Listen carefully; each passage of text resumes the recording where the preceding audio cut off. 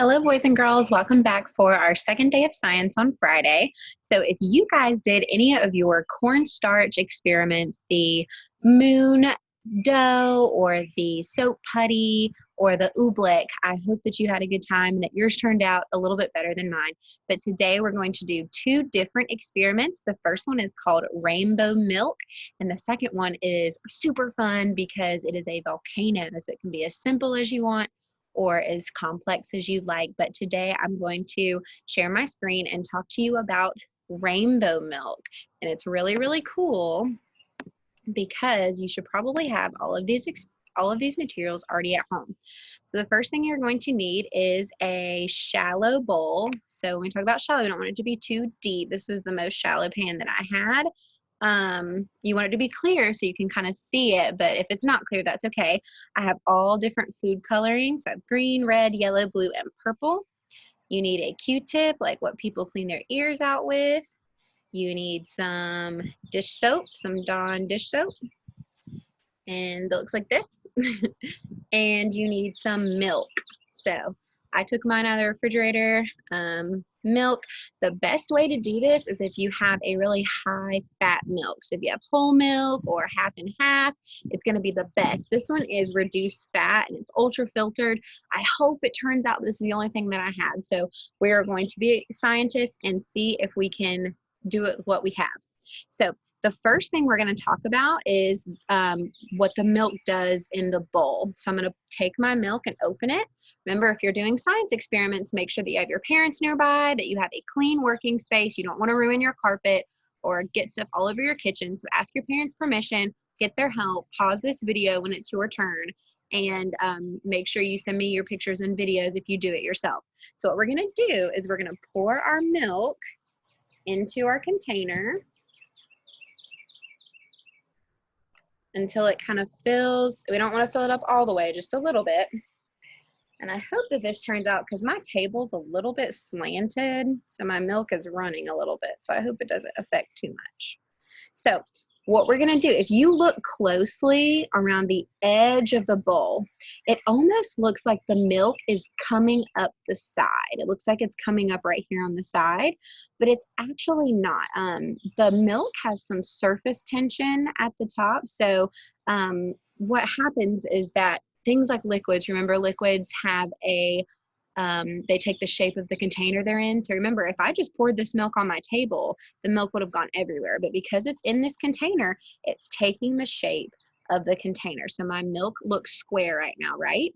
So all liquids, whether it's water or milk or something like that, they have something called surface tension because of the cohesive forces and the molecules that are in that. So what it looks like is it looks like the milk is coming up the side here. It looks like it's lifting a little bit, but it's actually not. It is, it's like climbing, but the surface tension is actually pulling it away from the side of your bowl, and it's going towards the center.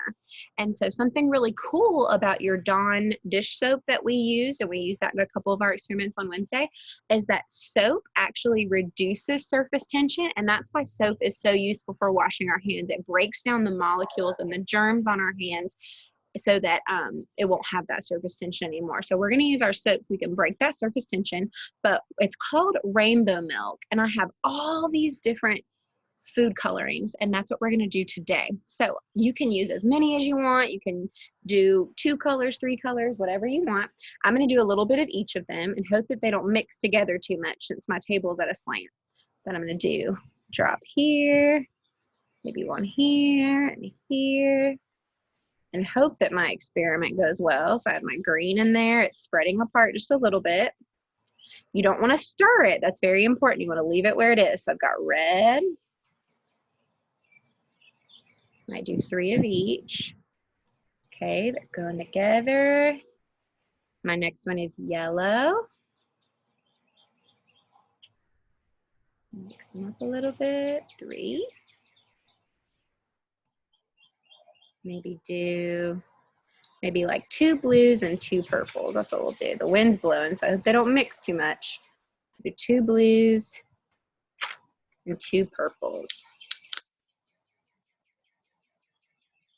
Ooh, the purple went crazy. Did y'all see that? Oh my goodness. Okay, so now that we have our rainbow colors in our milk, right now there's a lot of surface tension. But what breaks the surface tension? What ingredient are we using today that breaks the surface tension? Our soap. So we're gonna take our Dawn dish soap, and what we're gonna do is we're gonna open it and take our Q-tip, and we're just gonna put a little bit of it on our Q-tip, just so it'll be like a drop, okay? And we're gonna put that drop on there, and we're gonna drip it into the milk and see if anything happens. All right, ready? So let's see if we can make it drip onto our milk. We've got a little drop coming off. So let's see if it does anything. I might just have to pour it right from the soap. Let's see. Ready? Whoa, so the soap is moving. See if we can get it dancing a little bit. Do you see how those colors are going? I wish it wasn't so bright so you guys could see it a little bit better. Maybe I'll put some over here, my soap over here, and drip some. Okay, so all of my colors, remember how we said it was pushing it towards the center? So look at how that surface tension broke because of the soap. So it's like dancing and exploding. I know it's a little bit hard for you guys to see. If I pick it up, it might move a little bit. But see how all the colors have mixed? Miss Owen didn't even touch it. It was the soap that's breaking apart the surface tension. And then once you get finished with it, if you want, you can move it around, and then it's going to start turning brown, because if you remember from art class, if you start mixing all these colors together, they're going to start turning brown and gross. So that is one experiment you can do at home called rainbow milk, and maybe yours will look a little bit more fun than mine since my lighting is so bad outside. But we have one more experiment, and I think it is one of the funnest experiments to do. And I'm going to have to rotate my camera around so that we can do a different angle for this.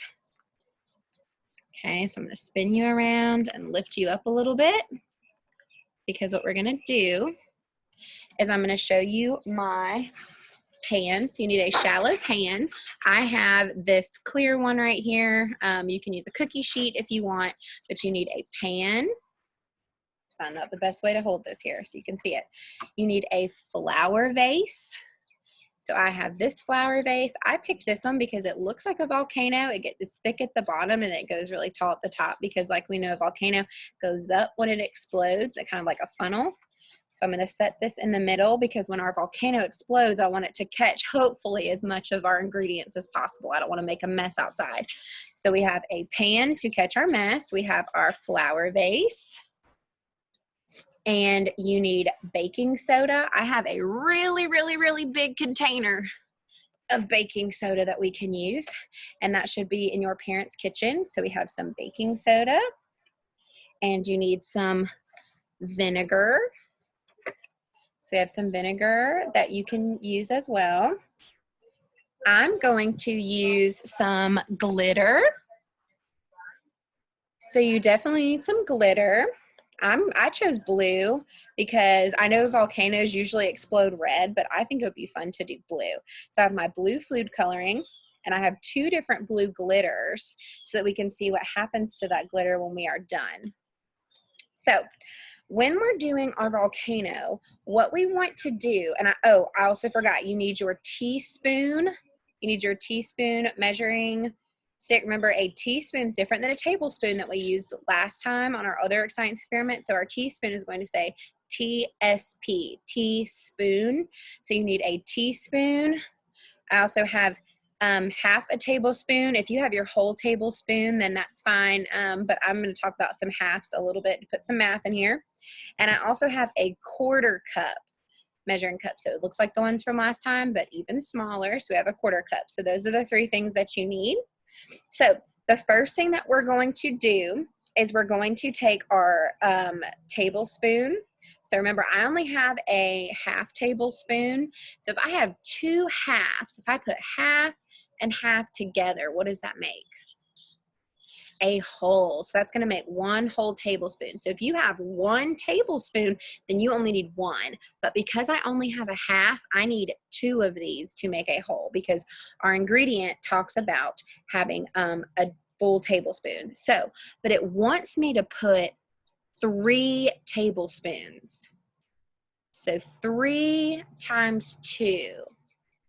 3 groups of 2. 2, 4, 6. I need 6 of them. So what I'm going to do is I'm going to get 6 of these half tablespoons or 3 tablespoons, and I'm going to put them inside my flour base. Gotta make sure they're even. Remember, we're probably gonna make a mess. Make sure you have a good spot for it. And we're gonna put it inside our base. Slide it in. Ooh, some of it came off, that's okay.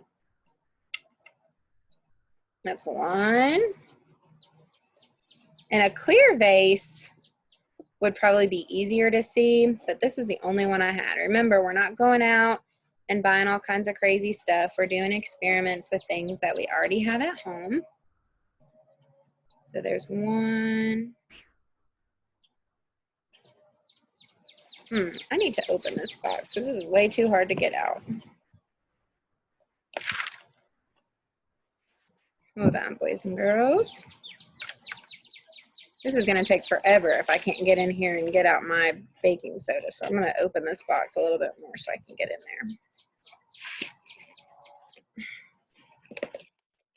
there. Okay.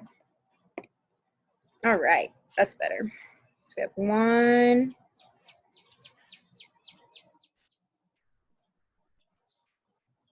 2.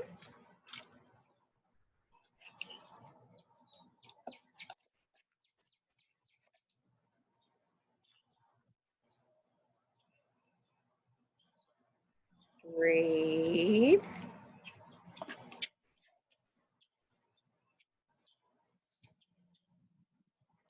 4.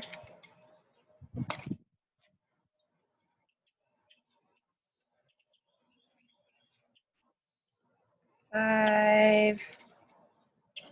And 1 more is 6, because remember, 3 times 2 is 6. I have 3 halves, which is, or 6 halves, which is 3 wholes. All right, so we have 3 tablespoons of our baking soda, which we have. Okay, now we need to put 6 drops of food coloring. And do you remember what color I was going to do for our volcano today? That's just like our vase. Blue. So I want 6 drops of my food coloring in here. So we've got 1, 2, 3, 4, 5, 6. So we have 6 drops of blue food coloring in our volcano. And we want 3 teaspoons of glitter. Remember, teaspoon is tinier than a tablespoon. So we need 3 teaspoons of glitter. So what I might do is I might do 2 of the dark blue glitter and 1 light blue glitter. Miss Owen loves glitter. And you could try different things. You don't have to use glitter if you want. You could even put noodles in your volcano and see all the different ways that it does. It's up to you. We are scientists. We can experiment as much as we want. That's 1.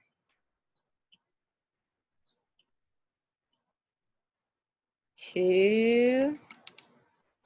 I'm going to do 1 of the light blue just to give it something different. And 3. And remember, if you don't have glitter at home, that's okay. The volcano will work without glitter. Okay. So I've got my baking soda, I've got my food coloring, and I've got my glitter. So I'm going to make sure we have the right ingredients here.